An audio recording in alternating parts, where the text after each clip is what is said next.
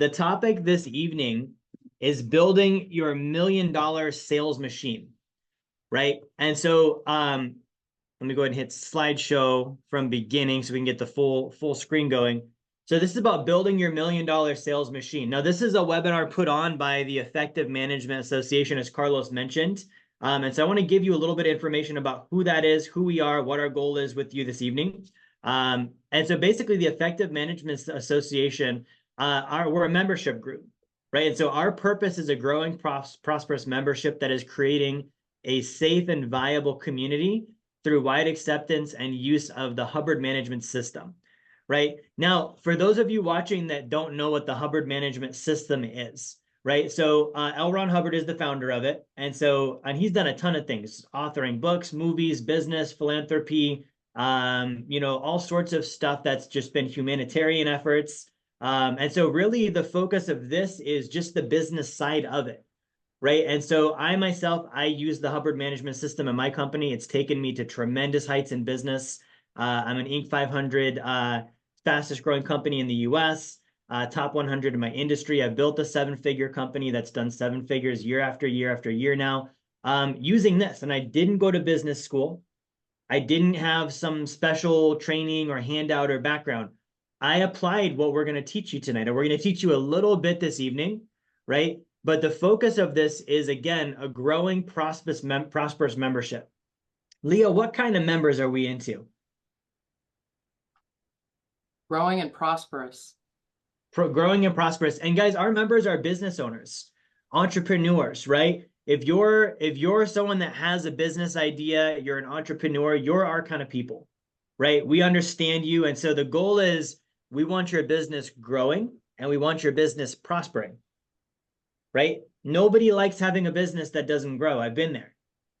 Right? Nobody likes having a business that doesn't prosper. I've been there too, where it's like you thought it was going to be like this easy thing, then it turns out your job paid you more, right? We want to skip that phase or get through it as quickly as we possibly can, right? And here's the thing. This is the big picture vision. The reason why we're sharing this today is when we have enough business owners that are growing and that are prospering, it does create safe and viable communities. Think about in your city, how many businesses are there, right? And how many people are employed by those businesses?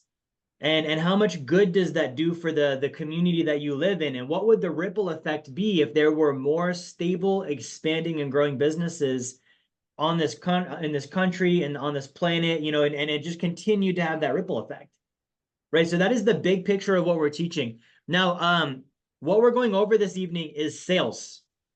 Sales. We said building your $1 million sales machine. Okay. And I picked this title and we went over this with our group. We were like, man, what is it that we really want people to know? And how can we really help people on this webinar today? And we all agreed as members, Carlos, Leah, myself, Paul, Cynthia, all of us, we're like, it's sales. We want to cover sales, right? Sales is a forte of mine. I know Carlos is like that too. Leah does sales. Like as an entrepreneur, you need to do sales, right? So the first thing I wanted to do for those of you that are watching this and you're learning this evening, right? I want to clear up some words. I have found that selling is something that people often have reservation about doing, right? Have you, and I want to see show of hands or in the comments, have you ever had the thought, I'm not a salesperson? Be honest, I've done it. I did it early on. I was like, I'm not a salesperson. I can't sell, right? Or I don't want to sell. Who's had that one? I'm not comfortable with it. I don't like it. There's something about it that doesn't jive with me. I did that too, right? So I want to just paint the picture of what sales actually is, okay? Because we start to give it our own definitions, and this is the problem, is we've had experiences with salespeople that weren't good. Right? We've all been to the car dealership where they tried to rope you into buying a car you didn't want, couldn't afford. They kept you there for 4 hours, didn't let you leave, tried to get you to sign all the papers, gave you the puppy dog clothes so you'd take the car home, fall in love with it before you were approved so that the next day they could hard sell you on, well, you already drove it home. We got the loan through. Now it's yours, right? Nobody likes that. Nobody enjoys a bad sales experience. The definition of selling, to transfer goods or to render services for another in exchange for money. Okay. If you're a business owner, if you're an entrepreneur, and I'm going to go ahead and just jump over the chasm here. If you work for a company in any capacity, you should know how to sell. Sales, and this is my observation in almost 15 years of being in business. Sales is the most undervalued, underknown, and like scarce skill set on the market. Guys, I can find customer service all day long. I can find people who do digital marketing all day long. I can find bookkeepers and accountants and all these different roles. Someone who really can sell is a unicorn, right? Who has had that experience where you've tried to hire a salesperson before and you're like, dude, this is tough? Carlos, you were in recruiting. Tell me, Carlos, what was it like for you trying to hire and find those unicorns? Well, I live in Toronto, Canada. The whole society, it's a little bit reserved, okay? And the concept of selling, hard selling, it's not easy to find.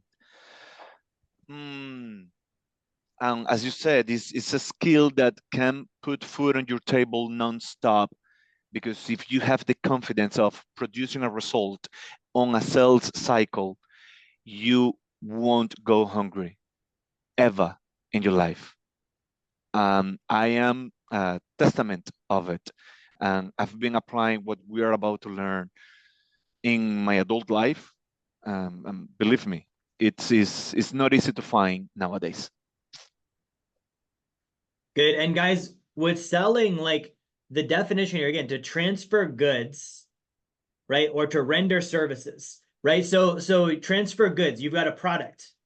Okay, does anyone here have a physical product? You sell e-commerce or you sell a physical product, you sell solar, right? Where you actually physically give something.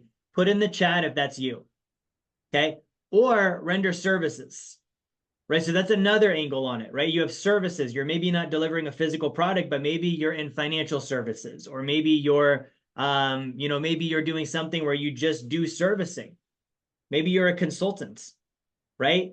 Those are services. You're not delivering a physical thing. Okay. But the point here is whether it's a product or a service, it's about getting the exchange. Okay. The exchange. Without an exchange for money, there is no sale. Right? Without an exchange for money, there's no business.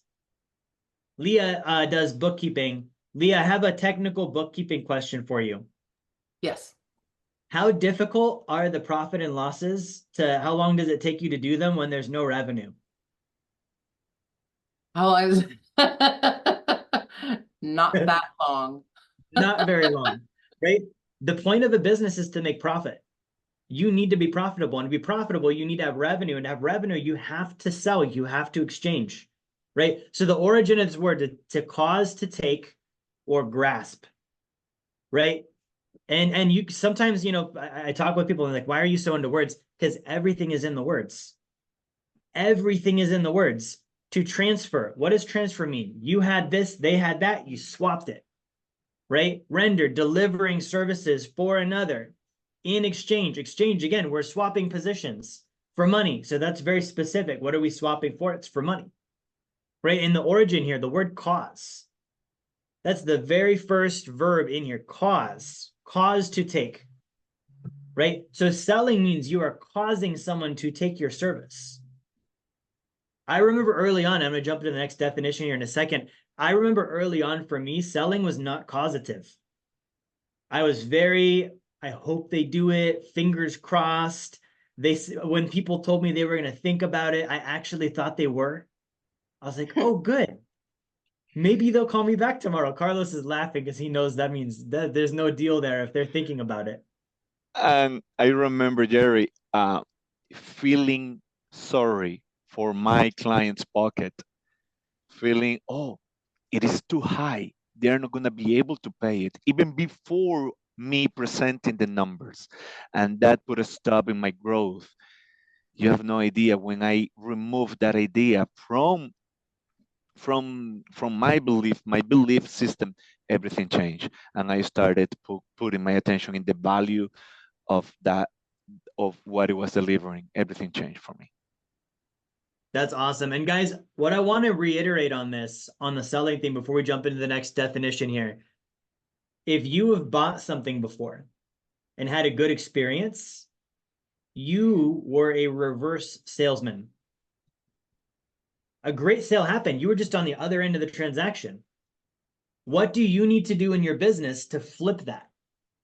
So I want you to think about with sales, I want you to think about the good experiences you've had, the good transactions you've been a part of, right? Like Carlos said, a lot of this is mindset. If you paint the picture of it's slimy and it's this, and you associate it with all these negative experiences, right? I don't want you to even call those sales anymore. That wasn't sales, right? Sales is an art.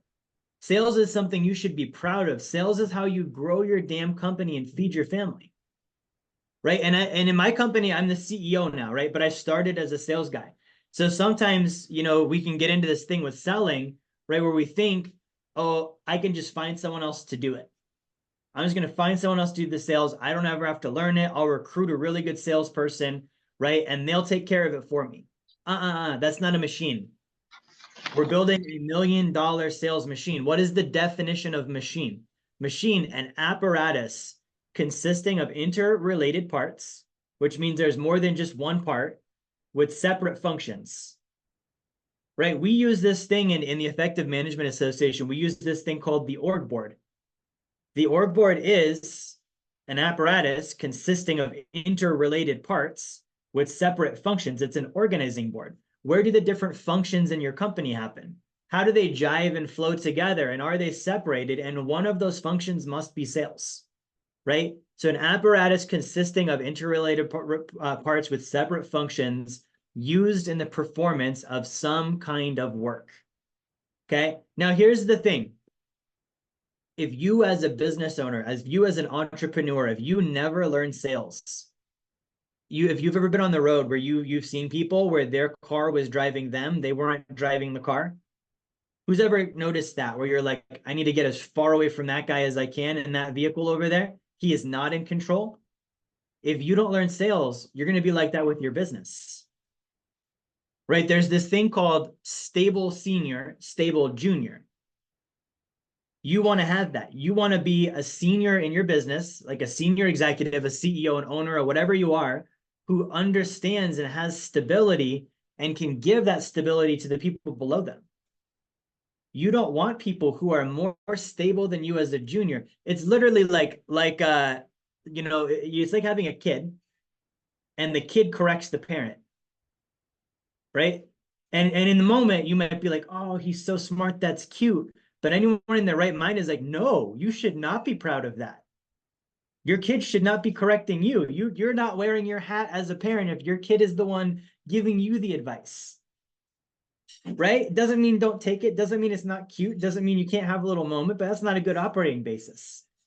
Okay, so the machine, it's got to be something that you build, that you control. Now, here's the cool thing. Most words, and I'm a big word nerd, most words have an Indo-Proto-European root.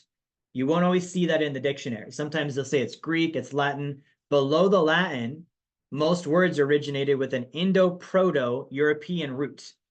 Okay, so if you go to that root, you can actually see some pretty cool interrelationships with words. The Indo-Proto-European root of the word machine means to be able to have power. To be able to have power. Okay, there's this thing that we use in our group here. It's called conditions. One of those conditions is a condition called power. And power means that you've gotten your business expanded as high as it can get in a brand new range. You've never gotten there before and you keep it there. Meaning, like, if you've never done 1 million, you do 1 million. And like I described, you keep doing 1 million, right? To be able to have power, you must have a machine. If you don't have a machine, you're not going to have that power, right? Now, here's something cool. The same word, one of the words in Indo-Proto-European root that is the same origin is the word magic. The word magic and the word machine have the same origin, and it means in Indo-Proto-European to be able to have power. Okay, so when we're watching, like we're all familiar with people like the Grant Cardones of the world, the Gary Vaynerchuks, right? These business influencers, the Alex Hermosis, we see them online and we're like, man, sometimes they look magic. They're all over social media, flying in private jets. They're donating to their churches. They're doing all this stuff. Why is that? Because they built a machine. Okay, the key word is built. That's a verb. You do it, right? And so we're going to teach you tonight some strategies and some tactics based on the technology this from L. Ron Hubbard, this business technology and management technology on selling, right? And what I want to just paint the picture on before we start this, and I want to just get a quick survey in the chat, in the comments, show of hands, guys. Have you ever been in a position when you're learning how to sell and it just felt complicated? There was a lot of added, like, copy how they speak, mirror their body language, use these specific types of words, use your tone of voice like this. It's like Anchorman. I'm Ron Burgundy, right? It gets weird. It gets really weird. So I remember doing that when I became an entrepreneur and I grabbed my first sales book and it was all this weird neurolinguistic programming and copy them and this. And I can tell you what, I felt out integrity.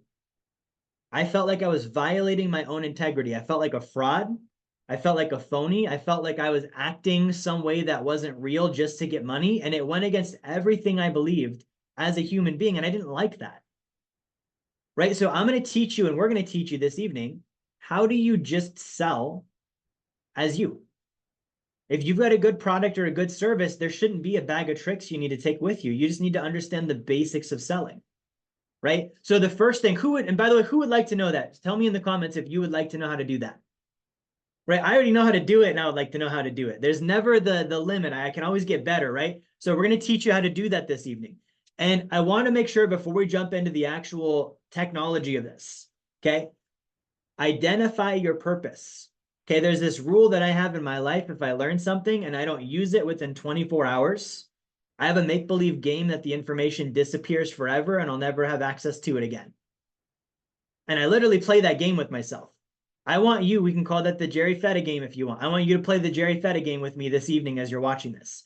Find your purpose. What are you trying to learn from this webinar? What goal are you trying to accomplish? Why? What problem are you trying to solve? Why did you come on here? You saw something about sales and there's something you're trying to learn about sales. What is that?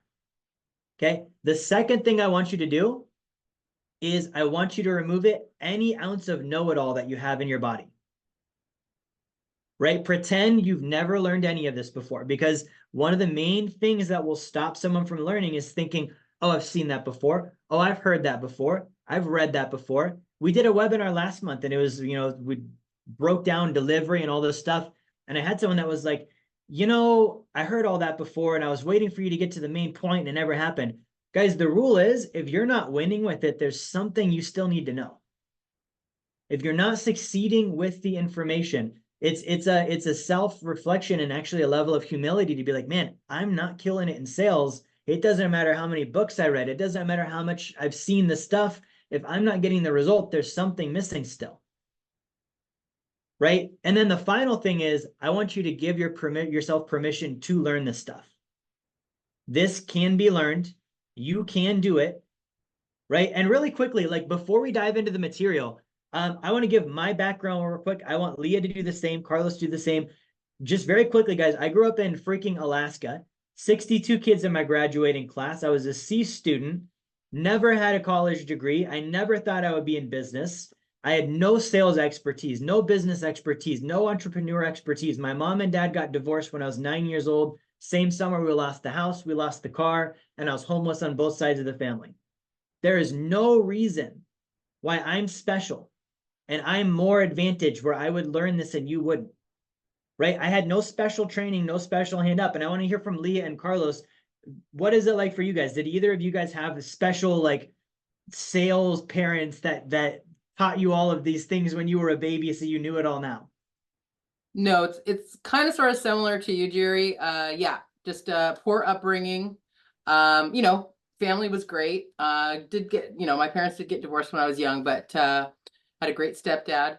But yeah, just not really having much education in finances. And I decided that I wanted to really, that's I do bookkeeping, but also I am really strong on financial education because it's so important, especially now with credit card craziness and all that stuff. So yeah, I'm very, very passionate about all that. Absolutely. How about you, Carlos? Well, I was born in Venezuela, Caracas, Venezuela. I came to Canada, Toronto, Canada in 2011. I thought that it was an English speaker, and then you come to Canada and you know that you know nothing. Okay. And that happened to me. I started my insurance career back in 2018. November last year, I pulled the plug and became an independent broker. My only regret is that I didn't do it before. Why? Because I've been implementing the knowledge and information that have been gaining in this group and with this knowledge. And I've been able to double my income on just this year and looking at ways how to scale my operation and my business to reach that 1.5 to mil this year, hopefully. And I know that I have a team who is backing me up. Again, yep, I was born. I didn't grow up with mom and dad at home. Okay. No handouts whatsoever. Guys, and my point with this is nobody's born a salesperson. Everyone's born a baby, right? You become what you learn. So we have a couple questions. Someone asked, is this sales stuff, does it work for online sales? Absolutely. So a lot of my business is online. Writing copy and funnels is sales. You might not be in front of the person, but you're communicating to them. You want to have the same kind of technique and language, regardless if that's a physical and online, whatever, right? So the other thing I want to define quickly, guys, and we won't get too much into this today. I want to give you this as homework, right? You do get homework. You'll notice anytime you talk with me, you're going to have stuff to do when you're done, okay? I want you to figure out how much of your product do you need to sell in order to generate $1 million. What is your average ticket price? And how many of those do you need to sell in a year to do 7 figures in a year in sales? If you've not confronted that math, it starts there because you can have a misunderstood definition on math. I say $1 million and you don't know what that means in your own business. That's a misunderstood definition. Define $1 million. What does that look like? How many? And then you can start to really build the machine, right? So here's the first thing that we're going to talk about. This is a piece of technology from L. Ron Hubbard. It's called the KRC triangle, right? And this is literally like, guys, power is in simplicity. This is one of the most powerful things out there. Okay, so the KRC triangle, it looks like this, right? So we have a couple of different words here, and I want to give you L. Ron Hubbard's definition of these words. Because when you look at this, it's like, if I just say, do you have knowledge on sales? I might be like, oh, yeah, I have knowledge on sales, but it's by this definition.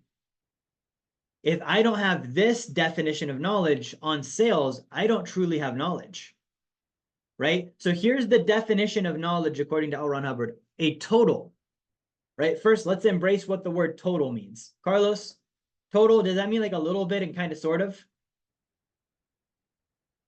A total means everything, all in, baby. There's nothing else. Total, 100% full certainty.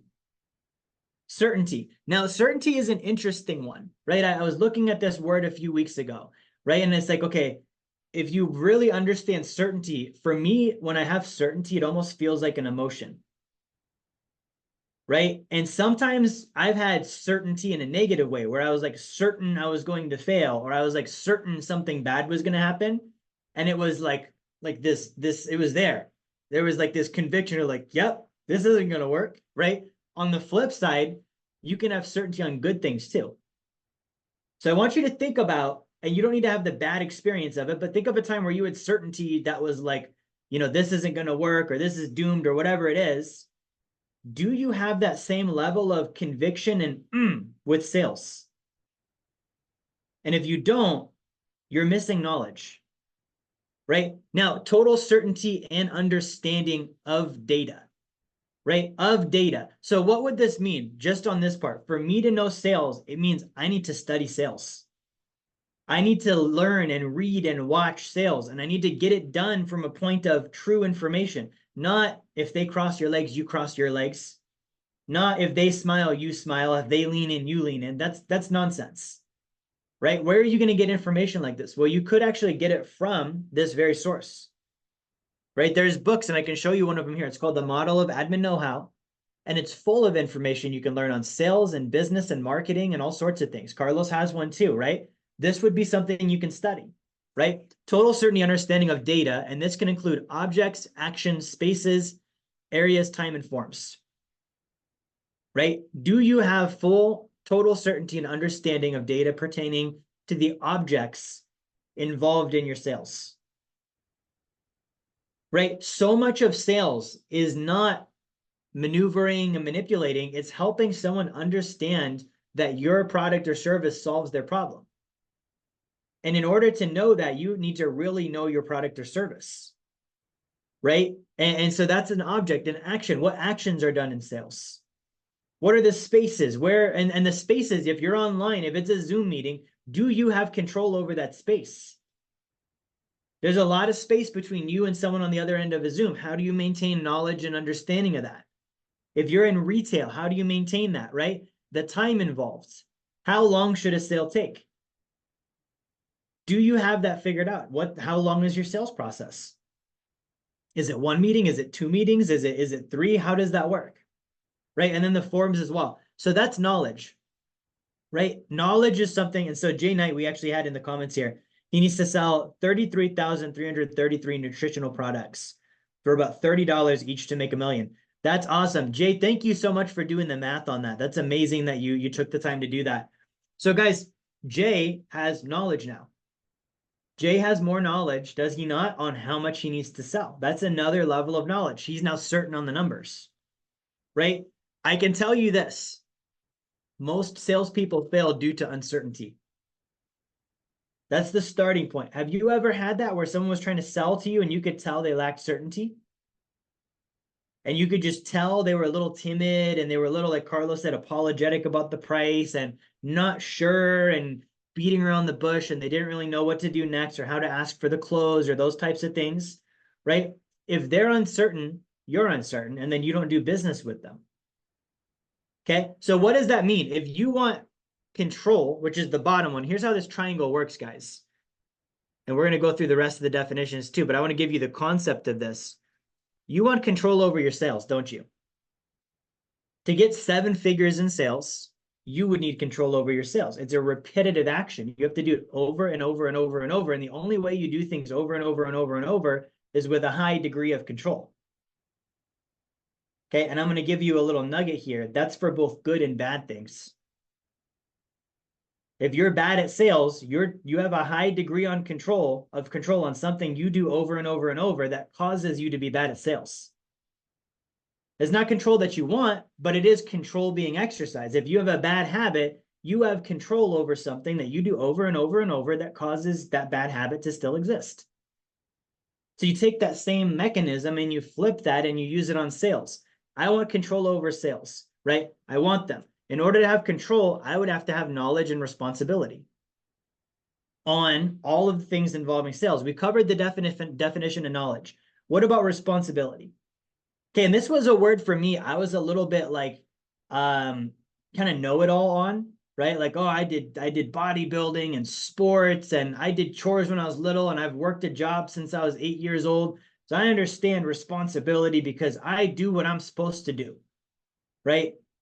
My remote for my TV does what it's supposed to do. When I hit the power button, the TV turns on. Does that make my remote responsible? No, it just means that the thing it's supposed to do is what it does, right? We need to elevate our definition of responsibility. So I'm going to give you guys this one. This is from LRH again, L. Ron Hubbard. This is hands down my favorite definition of responsibility I've ever seen anywhere. Okay, and this is some deep stuff. So I want you to really think with this. Involving the sales in your business, the non-recognition and denial.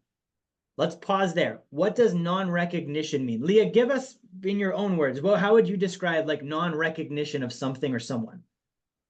Can't figure out who it is or what it is. Yeah, it's like, what the fuck is that? Yep. Right? Denial. Who's ever been denied for a credit card, right? Where it's like, nope, you don't get this. You're not going to have that. I have, right? Denial. No, you refuse. The non-recognition, I don't even know what this is. I refuse it. What are we saying we don't know what it is and the refusing of? The right of intervention between oneself and any being, idea, matter, energy, space, time, or form. Right? So it literally means you can't blame the prospect anymore. That's the new rules to this game of responsibility. This is the responsibility level it takes to be good at sales. You are no longer allowed to blame the economy. You are no longer allowed to blame the president. You are no longer allowed to blame Facebook's algorithm. You can't blame Marky Zucks anymore, right? Because that would be the recognition and acceptance of intervention between oneself and any being, idea, matter, energy, space, time, or form. You literally need to take on the viewpoint. Like, just literally pretend you're in a movie and this is your new character and the movie is your life, right? And your role is to non-recognize and deny the right of intervention between yourself and any being, idea, matter, energy, space, time, or form. So that's one half of the definition. We've only eaten half of it so far. We've still got dessert. The rest of this is and the assumption of the full right of determination over it. So I want you to ask yourself, am I selling this way? Or when I start the cycle, do I have that little doubt in the back of my mind of, oh, are they going to do it? What if they say no? What if they don't have money? What if their wife's not here? What if this? What if that? As soon as that's entered the equation, we're violating the definition of responsibility. You're assuming that that could actually intervene. What if their wife isn't here? I don't know what that means. Doesn't mean anything to me. Carlos, does it mean anything to you? Nope. No, non-recognition. Denial. I'm not going to let that be a thing. Doesn't matter. I don't care if their wife's not here. I don't care if they say they can't afford it. I don't care if they say they're going to think about it. It doesn't matter.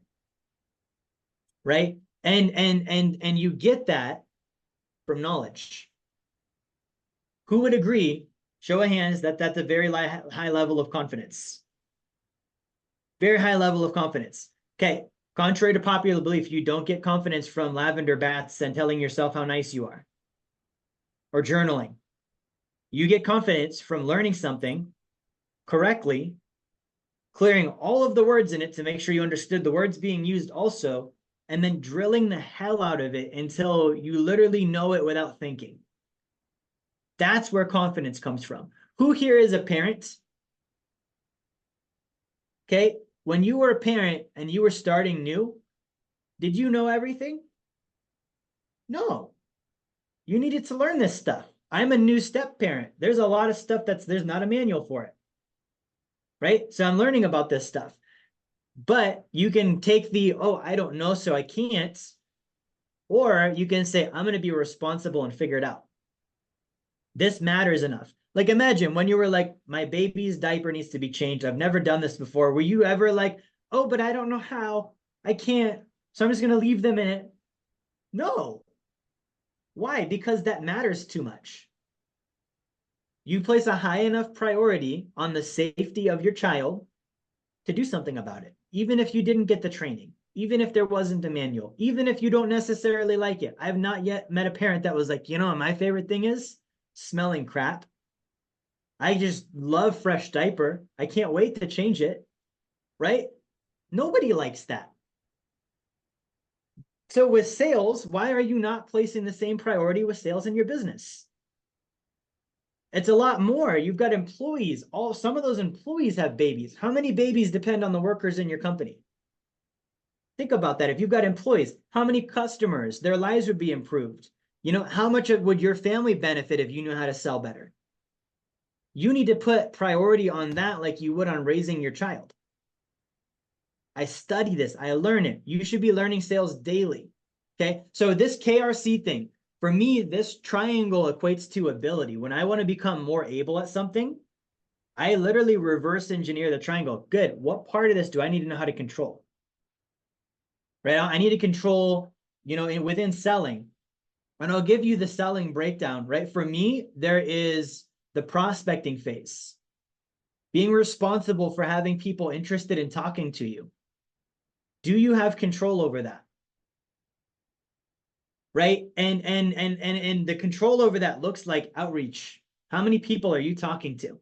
How many phone calls are you making? How many text messages are you sending? How much mail are you sending to people? How many doors are you knocking on? How many networking events are you going to? Prospecting. Right? That's always the key with sales, is if you've got prospecting happening, you've got people to work with. Right? Then you've got to get into appointment setting. How do you get someone interested enough from you talk to them to they're actually going to meet with you? Right? You need control over that. So if I'm saying I want to get better at prospecting, I need more control over prospecting. Okay. I'm going to assume more responsibility for it. And then I'm going to go learn about it. Who is really good at prospecting? And here's the thing that I want you to think about. Those who you learn from are those who have the results and can prove the results to you. The real producers, right? And there's a lot of online gurus and this and that, and some of them have no results. You need to look for people who can show you their results.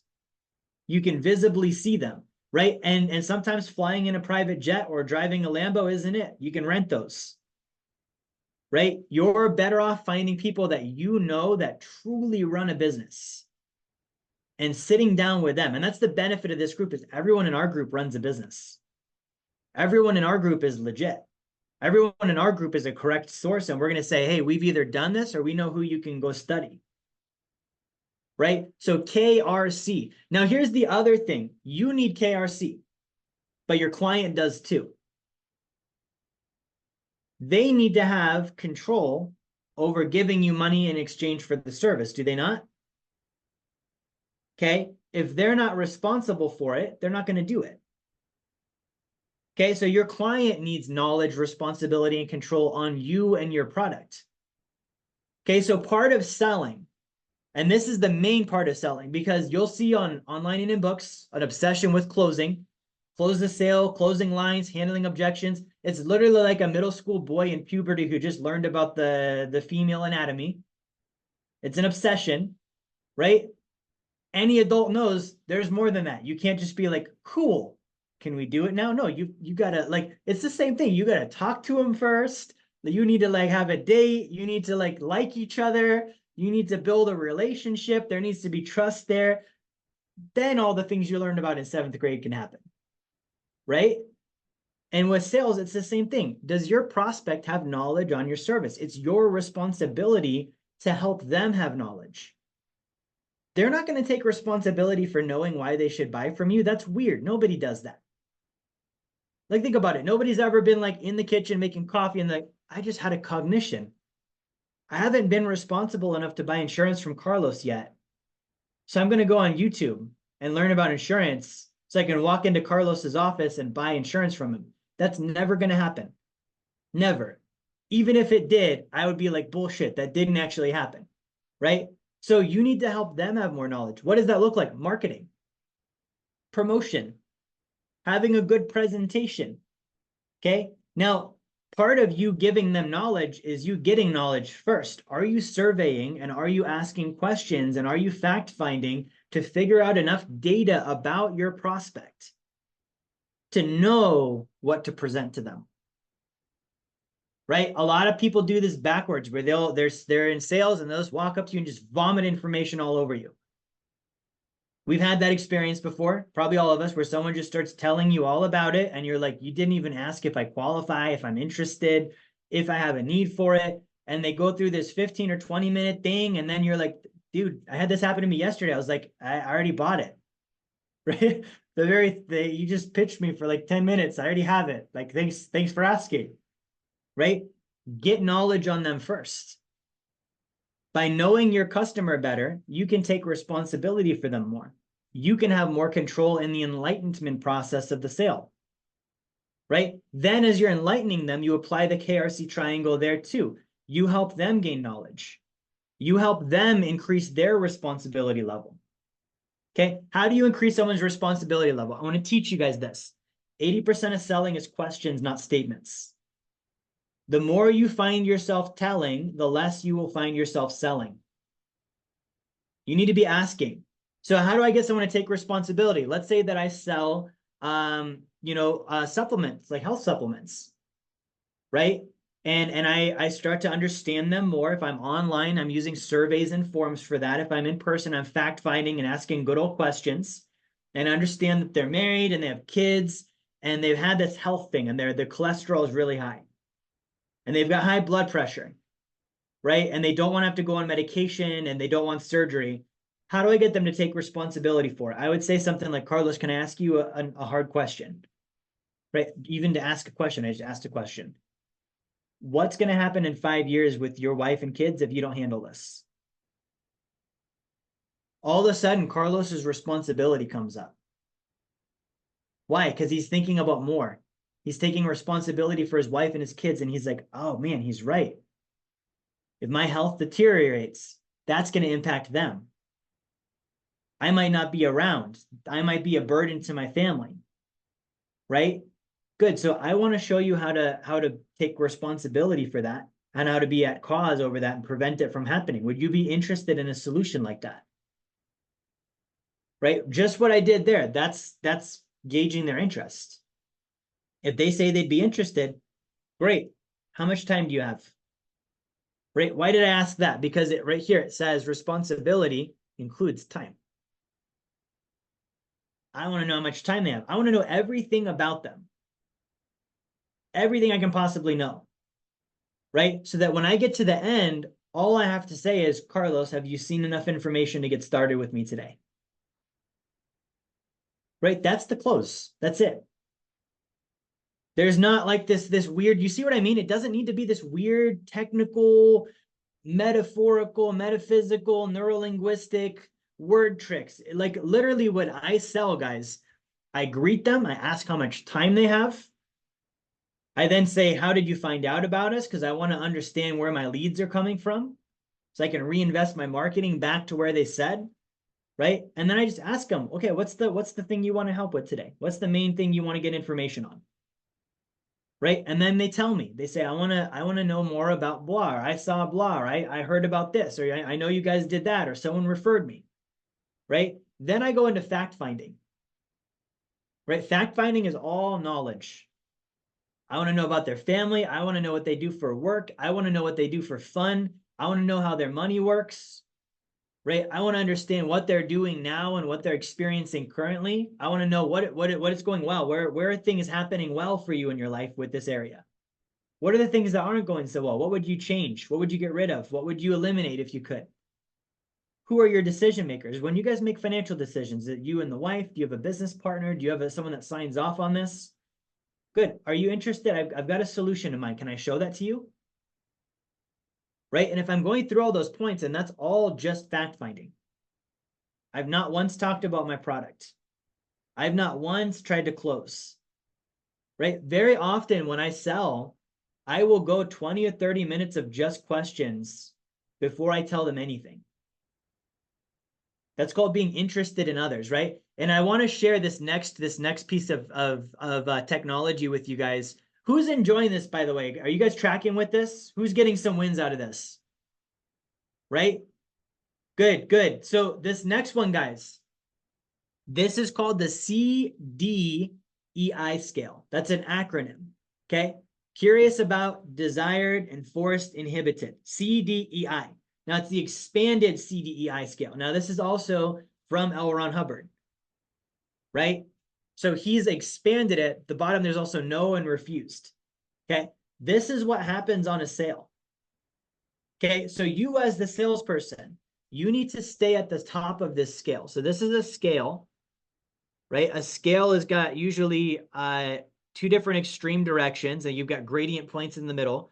So at the very top of this, we have curious about, right? Curious about. You as the salesperson, you want to remain in the upper band of this. The further you drop down, the worse the sale is going to go and you won't have a sale, right? So think about, what did I just tell you? I told you I spend 30 minutes doing nothing but being curious about them. Do you have kids? Where do you work? Do you like your job? Do you plan on doing that forever? What do you do for fun? Where would you like to be traveling? You know, ideally, right? What do you guys like? What's your money situation like? What do you make on income? You know, you guys have debt, you have this. I'm curious about everything. I'm a financial guy in my business. I'm asking all these money questions. If you're nutrition, right? Like, cool. How many times a day do you eat? How many hours of sleep do you get? Do you take prescriptions? Do you have a medical history? Like, I'm asking everything. I'm being curious about them. I'm being inquisitive. Okay. Now, here's the thing about this. This is not just because you want to make a sale. I would argue this is actually you being responsible. You will make a more responsible product or service recommendation because you spent more time being curious, because you understand them more.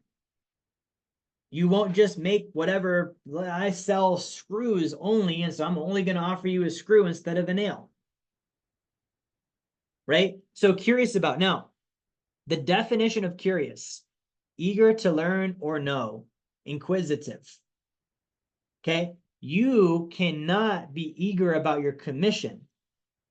You cannot be eager about your problems in your business.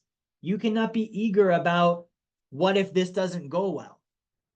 You need to be curious about them, not your problems. They don't care about your problems. You can't care about your problems either. They will sense that. They will feel that. You won't feel like you're having integrity with them if you're sitting there like, I know I need to really help them, but man, if I could close this deal, it'd be sweet because I could really pay my rent. Like that's not where you need to be. You need to be with them only, curious about them, eager to learn or know about them. Right? This is why nobody likes the car sales analogy. Nobody likes that experience because the car sales guy doesn't actually give a crap about you. Right? With that experience, they're not curious about you. They're not really interested. They're not eager to learn about you. They just want to sell another car. And that's why you don't like that sales experience. You can feel that. You can tell they're not genuine. You can tell they're not interested. Right? Now, if you drop down this, the further you drop, the worse off you get. Right? So you can drop then into desire. Desire, the definition of desire: to wish or long for, to crave or want, right? Who can agree with me if you're thinking that way in a sale? That's a little bit worse than eager to know about them and inquisitive. To wish or to long for, like, please, please, like, help me feed my family, or to like crave, like, oh, I really need this sale. I really want this sale. I really want them to sign up. Now, I'm not telling you you won't close sales like that, but I'm telling you it's not going to be as good, right? Like if you were to survey when I sell to someone, if you were to survey them after that interaction, they would tell you it didn't feel like a sale just happened. That's how good you need to get. And you only get that through study and through drilling. And you practice this. Now, here's the thing. Don't practice it during the game. I don't know if you guys know who Allen Iverson is, but you need to practice. Practice matters. You actually need to, and it's not while you're in the game. Who would agree with me? A sports team that practices during the game probably doesn't win championships. Practice is separate from the game. So here's the number one reason, other than the barriers that we give ourselves, that I believe most people don't get great at sales, right? There's the mental barriers and I don't like sales and I'm not a salesperson. There's that side of it. But there's also the side of there's not another profession that you need to practice in your off time like sales. You practice sales after 5 o'clock and on weekends, not on the job. Okay. And that's something that you've got to really fit into your life. If you're an entrepreneur or a business owner, you need to take responsibility for that and say, man, I'm going to practice this and get good at it. And I'm going to invest the extra time. And maybe it means a little less Netflix and a little less Instagram scrolling and a little less, hanging out with the family once in a while and a little more practicing. And you need to remember the purpose for it. The purpose for this is to create prosperity for my business, for my employees, for my family, for my customers, and for the people that matter to me, for my community. That's worth practicing. That's worth putting in an hour a night, every night, to read about sales, to drill things, and to get good at it. Right? Now, you draw from desire into enforce. Hard closing. Right? Trying to really push it on them. Nobody wants enforce. Enforce, you're using extra effort. Then you get into inhibited, right? So inhibited, to restrain, hinder, arrest, or check an action or impulse. You're trying to make them not buy. Let me stop them from leaving the dealership. And inhibited. Literally, like when you were at the car dealer and they didn't let you leave for 4 hours, you were being inhibited, right? Then you get into no's and refusals. Okay, now here's the thing. Your customer is on this scale also. You can't be your customer. If they drop, you need to stay high. And you need to take responsibility for their position on it. You want them in curious and desire. It's okay for them to wish for your product and service and to crave it. That's actually pretty awesome, right?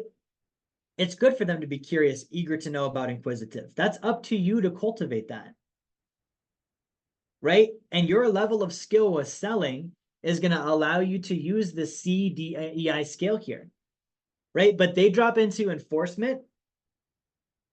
I don't want it, inhibited. I'm going to stop them. No, I'm not going to do this. Refusal, they leave, right? You can't go with them. You stay at the top of the scale, no matter who you're talking to, and your job is to bring them up to your level, right? And the thing about this scale is it has a lot to do with emotional levels. The higher you are in the scale, the higher your emotional level is at that time. It's called a tone scale, an emotional tone scale. Higher tone, you're going to be curious. You're going to be interested. You're going to be eager to learn things, right? So if you're in a position where when you're selling and it's not easy, you're coming down this scale or you're dropping on your emotional tone, that is like proof. You need to really practice this. You need to really study this, right? So how would I apply this? I would apply this like this, guys. First thing I would do is I would erase all the quotations on the screen so I can clear it off for you guys. But the first thing I would do is I would look at this KRC triangle and I would take responsibility for myself. What do I need to learn about first? Where do I gain knowledge first? And I would put myself on a daily study plan on this information to get better at sales. And I would start taking more responsibility. I would stop blaming. The first thing you can do to take responsibility is stop giving it up. You can't take what you gave away, right? So you want to start taking responsibility. So that's a little bit of a mental correction game. No more blaming the customer. No more blaming the economy. No more blaming anything. When your income in your company is down, there is one reason it's down. You're not selling enough. That is the only reason your income is down. So what do? Oh, it's the new sales guy. We hired him and he sucks. No, that was your responsibility to train him. He's literally repeating the things that you've taught him. So if you taught him nothing, don't be surprised he's repeating nothing and getting nothing as a result. That's responsibility. You don't blame, oh, we've had, problems with our leads, right? It's not the leads. That's not responsibility. So you play this mental game and I want you to correct yourself. And you could even assign yourself 2 push-ups every time you blame someone. I do it with my son. It's like we have this game last year. I forget what he was saying, but like it was like contradicting a lot, like the word but, like but. And so I was like, dude, every time you say that, it's 2 push-ups, right? And he quickly stopped saying it. I don't even remember if it was the word but because it handled the problem so fast. If every time you blame someone, you have to do 2 push-ups, you will stop blaming people and you will start taking responsibility and you'll get in shape. Look at that, right? Control. Control means you should get sales. So I have an executive director in my company right now where she's great at quality control and delivery. She's never done sales before, and she's very willing, right? And so the first thing that I did is I went over some of this with her. I was like, what do you need to know about sales? The first thing you need to know is that it's a process. There are definite steps in the sales process. Who would like to know those steps? Show me, raise your hand if you would like to know those steps real quick. Okay, I wasn't going to do these on the webinar, but I will for those of you that are on today. Okay, so here are the steps in the sales process. It's 2 acronyms. Forge. That's the first one. Okay, so this is all your fact-finding stuff. When you start a sale, you should spend the first big chunk of it fact-finding. So these are acronyms that represent the questions that I ask when I'm fact-finding. Okay, F stands for family. I want to know about their family, right? The O stands for occupation. I want to know what they do for work. I want to know how long they've been there. I want to know if they plan on staying there, right? The R stands for recreation. What do they do for fun? Right? What are the things that they enjoy doing with their free time, right? And even like for me, I'm a financial guy, so I'm gonna use this for like goal setting. But let's say I'm not a financial guy. Let's say that I sell solar. Okay, if I know they like to go to the Yankees game for fun, that's something I can use. When they're a client, I can service them as a reward for doing business by sending them a Yankees ticket, you know, or a hat. Like those are pieces of information you want to know about them, right? The G is goals, right? And then the E, make sure I've got this actually correct with you guys. The E, what is the E? We recently redid this acronym. Let me check the E really quick for you guys. This is the importance of policy. I'm going to pull it up on policy really quickly.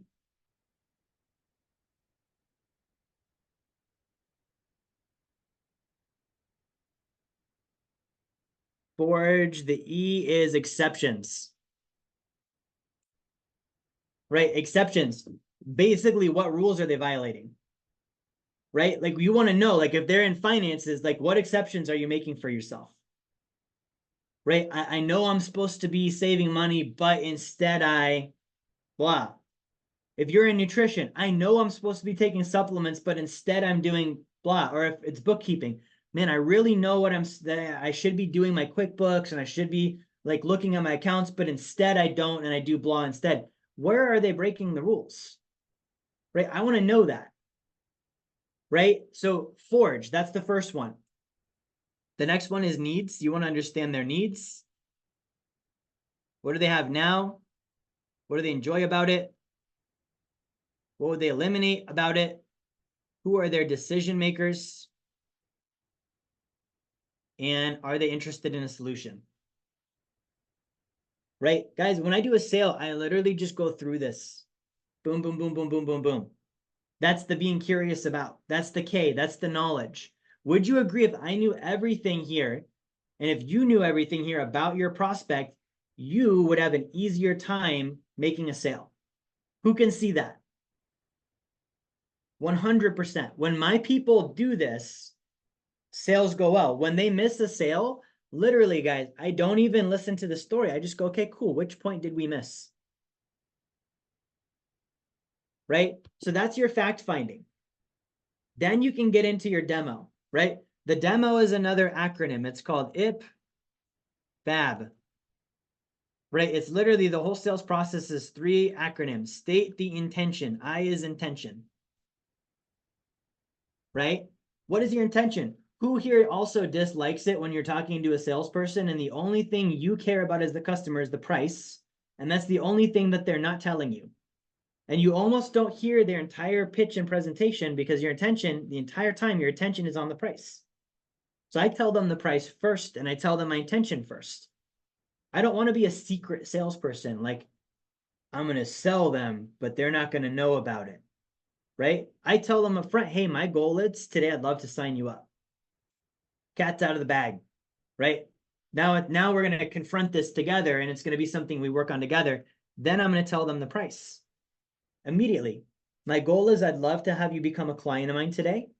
I want to go ahead and give you an idea what the price is. Our price range is, and guys, go on the high end.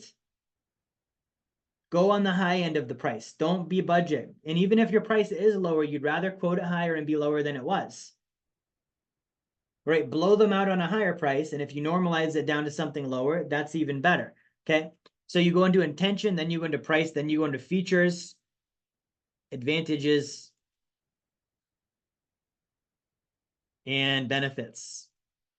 Features, what it does, advantages, why is that better than their current situation, which is why you asked, what do you have now? What do you enjoy about it? What would you eliminate? You can actually talk about advantages. Benefits, what effect is that going to make in their world? What will they experience as a result? Right? Then you have what's called the trial close. Then you have what's called the close. And that's it. Right? Forge, needs, IPFAB, trial close, close. That's it. Okay. Now, And I can see some of my EMA guys taking notes on this too. Okay, who here feels like they've got more knowledge on sales now? Just with that little bit, like you're like, wow, there's a process. I can follow that. I can do this, right? That is KRC at work, right? I showed you what I do, but all I did was I gave you a little bit more knowledge so that you could see, wow, I can do this. This really works. I'm able to do that. Your responsibility level came up. And by definition, you'll have more control because you'll know, okay, did I ask about this yet? Which step am I at? Like knowing what step you are in a gradient approach to something to get to the finish line, that's a huge definition of control. That's a huge example of control, right? Then we get into the CDI scale. How do we apply this one? Okay, well, you can be really curious about them if you're asking all those questions, can't you? And you don't need to fall down the scale because now you know if you didn't close the sale, what went wrong, right? You have more control there. When you have more control and more knowledge and more responsibility, it's easier to stay in curious about. When you don't, that's when you start wishing. Wishing is a sign of low responsibility. Craving is a sign of reliance upon something to such a degree that it controls you. That's low responsibility. Enforcing, trying to force and impose upon someone. Using heavy effort, that's low responsibility. Trying to restrain or arrest or inhibit, low responsibility. Curious about is the higher responsibility position. Okay, and you will really close sales when it doesn't look or appear or feel like you need to. Right? When you're flat on it. Emotionally, you just have such a certainty level that you know what to do, that you don't have any ounce of desperation or any of this stuff. Right? So guys, that's a little bit of training this evening on sales. Now, what I want to do is I want to answer some questions for those of you that are live and actually do some drilling with you guys too. I don't even know what time it is. Let me see. 8:08. We're running a little bit late. Are you guys okay going a few more minutes? Everyone's having a good time? Okay, good. So what I want to do is I want to do a little bit of drilling on this, right? So I want to give you some reality, and Leah is going to be my customer here. I want to give you some reality on different reactions that the client might have in a sales process, right? And so Leah is going to show me just, a prospect who is also curious about the service, a prospect who is in desire, a prospect who is trying to impose upon me that they don't want the service, someone that's trying to inhibit it, they're in a no or they're in a refusal. And I want to show you guys how do you remain curious in those moments, right?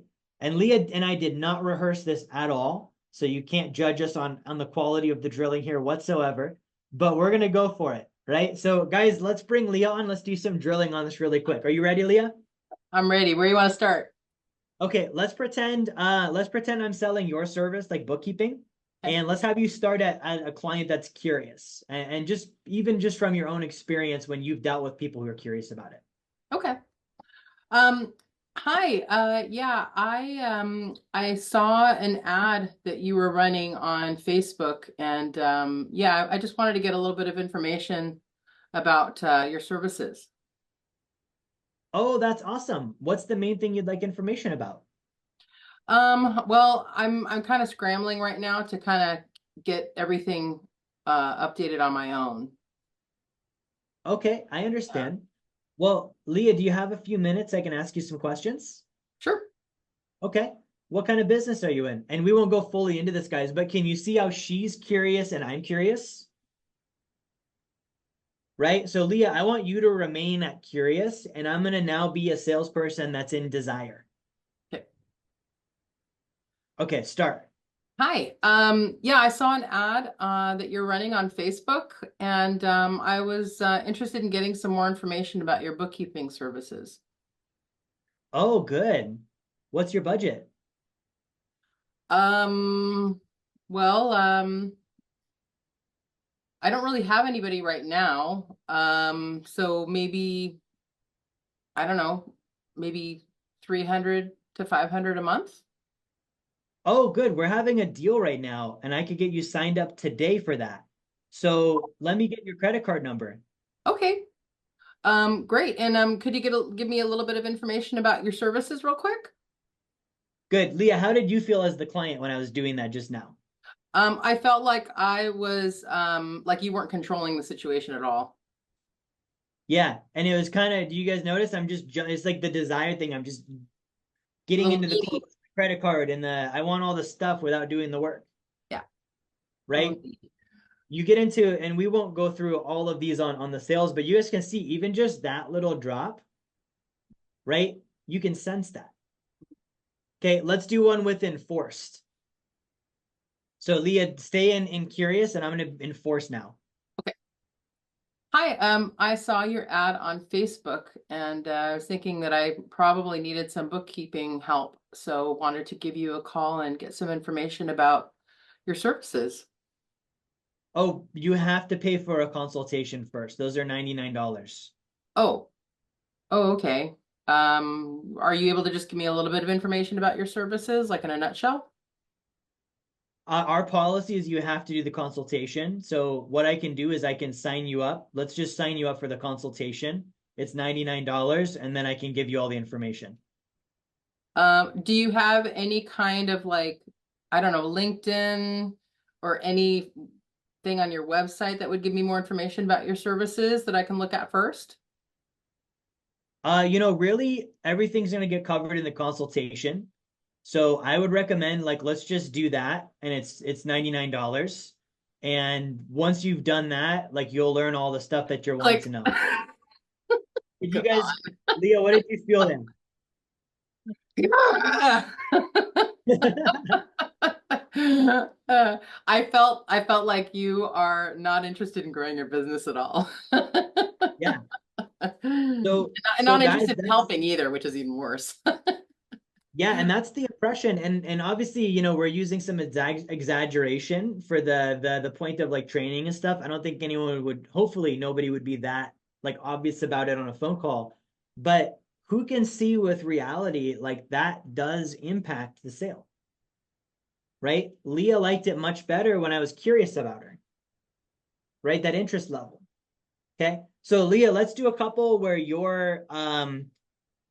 let's say you're in force as the customer.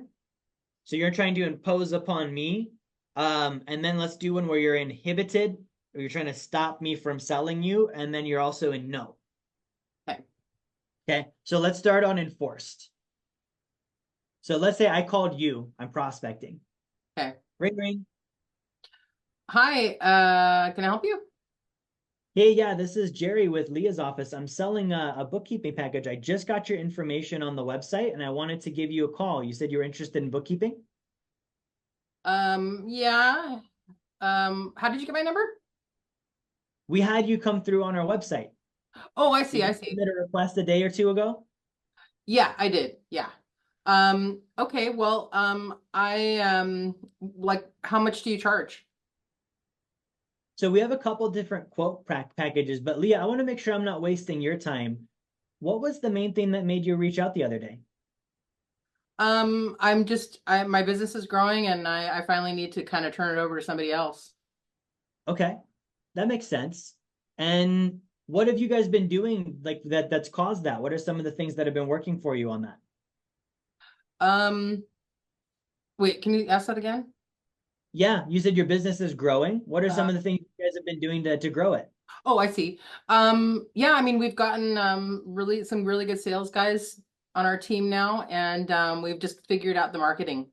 We just finally kind of really zoned in on that. I love that. What Yeah. kind of industry are you in? Solar. Solar? Cool. Yeah. Just we'll end off on that. Did you guys see how she was like, guarded, and then with the questions, right? She starts opening up and answering. And you can be curious in a way where you can use those questions to build relationship rapport, right? That's why I asked, what have you been doing that's working? I'm getting her to tell me her wins. She's emotionally coming up a little bit when I ask that question. She gets to brag about herself a little bit. We just hired sales guys. It's going so well, right? Wasn't really related to the cycle, but it brought her up out of enforced into now she's willing to talk, and we're having a better communication cycle. So Leah, let's do one with inhibited now. Okay. Okay. Ring ring. Hi. Hello. Hi, this is Jerry with Leah's office. I was calling because I got your information with a bookkeeping quote you requested. Oh, yeah. I don't know if I'm quite ready to do that yet. I may have been in a little bit soon to click on that submit button there. Not a problem. Well, Leah, to be sure I'm not wasting your time, what was it that did make you click on the button yesterday? Well, I ran into this really gnarly situation with my software. I already have software, but oh man, I just ran into this really gnarly situation and I could not make heads or tails of it. I think I messed up messed up my books. Okay, that sounds a bit confusing for sure. Well, Yeah. what are you using for software? QuickBooks online. But okay, Yeah. I'm very familiar with that. Yeah. And do you enjoy it? No. No? Okay. And was that maybe what you were looking for, is to get some help with it since you don't enjoy it so much? Yeah. Yeah. Yeah. Okay, I understand that. So guys, and I don't know if you're catching this. Do you see how I just kept asking questions? I didn't change position. You didn't hear me do anything really that different because I stayed in curiosity. Right? And the reason I wanted to do that, on the first one, you could see when I'm moving as the salesperson on the CDI scale, it's not going well. Right? When she's moving, we can't have both of us moving. Right? Mathematics. Who remembers in math you learned about variables and constants? Right? You're the salesperson, you can't be the variable.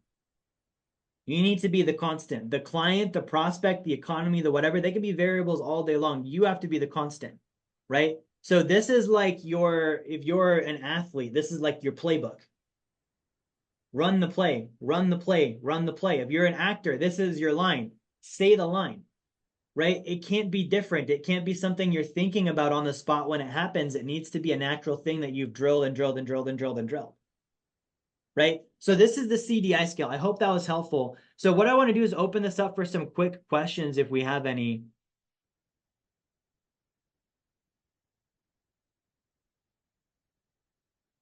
Jonathan says salespeople get paid to prospect. Absolutely.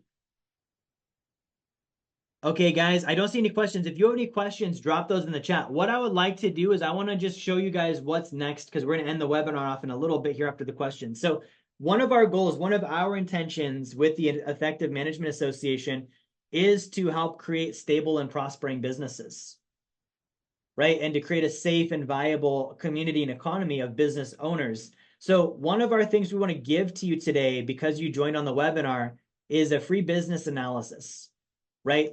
Now, we talked about sales today, okay? In your organization, there are really two different types of sales that you're going to have happening, and you want to have control over both of them, right? And so what we're offering to you today is we're going to give you this free business analysis with our team at Effective Management Center, and you're going to fill it out. I believe it's 100 questions, and it's going to help you rate your organization on this graph that you see here, right? Now, the sales areas. There's going to be questions that will specifically tell our team how you're doing on new sales, right? And then there's specific questions that are going to tell our team how you're doing on repeat sales. You need both of those in your organization. You need new people coming in, and then you need repeat people that are either renewing, or they're buying more product and service, or they're moving up your value ladder, right? So this is something where by taking the assessment, this is going to tell you exactly where you are. So anything above this black line here is an acceptable area, right? So if I take this assessment and it says my sales are in an acceptable area, that means they're doing good. Like there's probably not too much I need to change there, right? If I take this assessment and my sales are in this category where it's like improvement is needed, right? Then that would be something I want to start looking into. I want to start handling it while it's important before it becomes an emergency. Okay. If I take this assessment and my sales are in a critical range, right? My organization is on the way out. If your sales are in a critical range, and this is not talking about the number of sales or the quantity, these are questions that are going to interview you about your business so that you can understand through those questions where you are, right? Who would agree you can't make improvement if you don't know where you are? right? Who would agree improvement should be measured? Right? This does both of those things. So this assessment, and guys, the very beginning on the machine, it's interrelated parts, each of them performing a separate function, helps you build a machine. There's more to an organization than just sales. We covered sales today, right? What does this show? This shows executive, organization itself, finance, operations, quality control, the stress levels of the organization, the basic principles the organization is built on, right? The help factor in an organization. Do you, and here's an important one, the help factor. Are you looking for help? If you're not looking for help, wrong webinar, wrong assessment. There's no point to this. If you have a company that is looking to be helped and looking to help others, you're going to do well because that's a willingness factor. You're willing to improve. You're willing to apply what you're learning. You're willing to get better. I don't know if you've ever tried to help someone that doesn't want to be helped. It's not easy and it's not fun because everything is, oh, that's not going to work because blah. Oh, and I tried that before and it doesn't work for us. Oh, that doesn't really apply to my company because we do it this way instead. Person doesn't want to be helped, right? But if you're watching this right now, whether live with us tonight or on the replay, and you're like, yeah, I need help, right? Just like I was like that at one point. Guys, my help, and hopefully you don't let it get to where I got. I found myself stranded in a hotel room in Minnesota, 22, 23 years old. No plane ticket back home to Alaska. Hotel room expired last night. Rental car already expired. I had budget rental car calling me saying, we're going to come repo the car and call the cops if you don't bring it in. And I was there on a sales trip and I closed no sales. I had one meeting left. And if I did not close the sale in that one meeting, I was royally screwed. I would be homeless in Minnesota in February. No way back home. That's a long way from Alaska, right? And I'm a financial guy at the time. So I can't really go to the people that I just met with and be like, hey, can I sleep on your couch? Right? Like that doesn't work. So I realized I needed help. And it was in that moment I made a decision. Decisions are extremely important. I made a decision, and the decision I made was I will never let this happen to me again.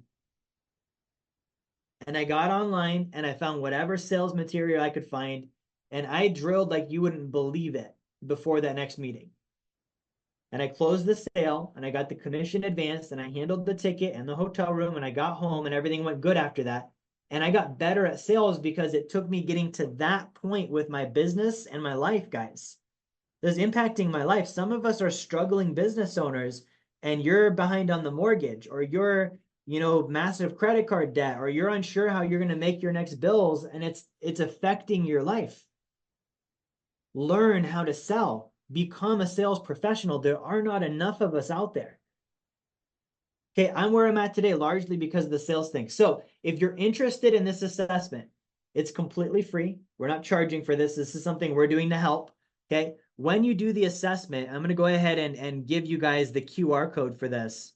Okay, when you scan the QR code, it's going to take you to the questionnaire. So you'll fill out the questionnaire, fill it out in full, and I want you to fill it out honestly as you can. I want you to think about your business now. Not last year, not where you want it to be in 5 years. Where is it at this moment in time today? Right? Fill it out with that in mind. Okay, what's going to happen is your results are going to go into the Effective Management Center. Their team is going to reach out. They're going to do a consultation with you. They're going to go over your results. And from there, I want you to decide with them how you're going to handle your business. Okay, there's courses you can do. You can ask for this blue book. I would recommend this. Ask for this book. It's called The Model of Admin Know-How, right? You can get this. This is probably 30, 40 bucks. One of the most valuable things you'll ever get, right? You can join us as members if you're looking for accountability, if you want to attend weekly meetings with business owners that are either locally in your area or they're in your industry. That's part of it as well. But it starts with the assessment, okay? Now, if you're familiar with L. Ron Hubbard's administrative technology, okay, familiarity is great, but I want to know, are you an expert at it? If you don't feel like you're an expert, it doesn't matter if you've seen this before. It doesn't matter if you've studied this before. Guys, I can't tell you how many of these assessments I ever did and how many different, books like this I read where it was just head knowledge and I wasn't applying it before the one I finally took where someone was like, Jerry, are you actually using this stuff? Right? And when someone asked that to me, it was a real time. I took this exact assessment, and someone who's a mentor to me today, he called me out. He's like, dude, I don't think you actually want help. I don't think you're actually looking for help. I think you're listening and you're watching and you're doing all this. I don't think you're going to do anything with this information, and it makes me doubtful on if I want to continue with you. He had to tell me that. Right? And when he told me that, I was like, he's right. I need to actually do this. For reals this time. Right? So I want to give you permission. If you've done this before, do it again. There's unlimited tries, but let's make this the one that counts. If you've never seen this before, there's zero risk in doing an assessment. You owe it to yourself. You owe it to your business. You should run your business. Your business shouldn't run you. It doesn't need to be like that car that someone else is being driven by. And if you want to change that, this is your opportunity. So scan the QR code, and that's going to get you to the assessment, right? Now, final thing here. We do these public webinars once a month. So what I would like you to do if you're watching right now is I want you to take out your phone. Go ahead and take it out. Okay, I want you to find the final Thursday in May. Okay, that's May 30th. Okay, it's the day after my birthday.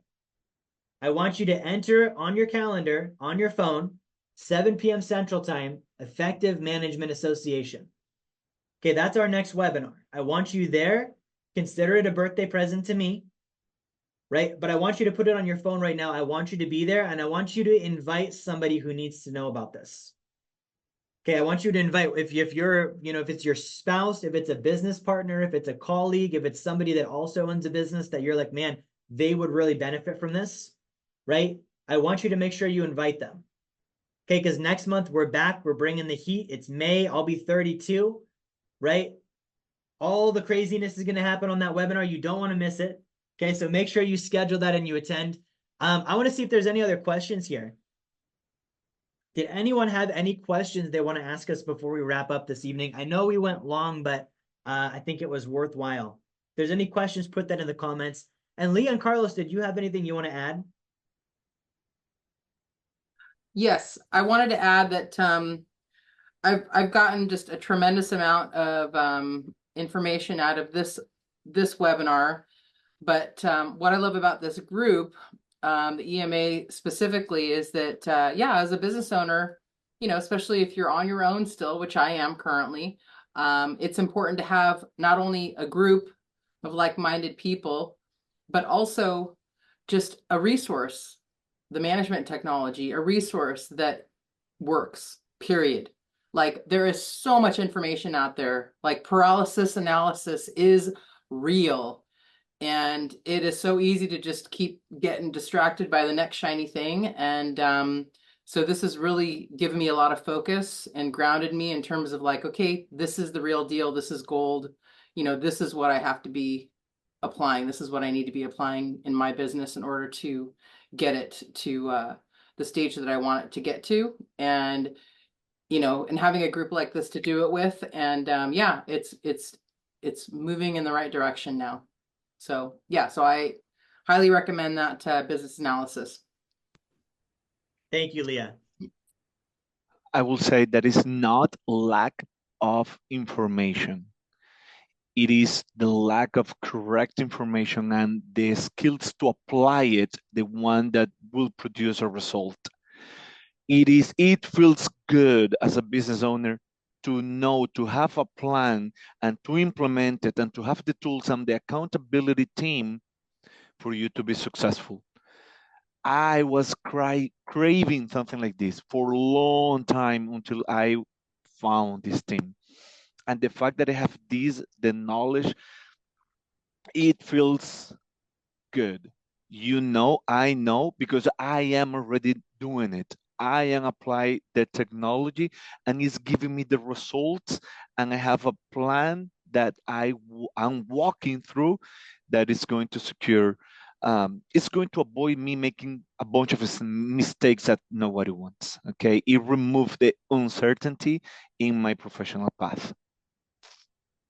That's awesome. Thank you, Carlos. Well, guys, we stayed on a little late. We're gonna wrap it up for this evening. Thank you everyone for tuning in. If you're watching the replay and you're interested in learning more, comment below, let us know. You should be able to scan the QR code as well. And guys, be there on that next one next month, Thursday, the 30th of May.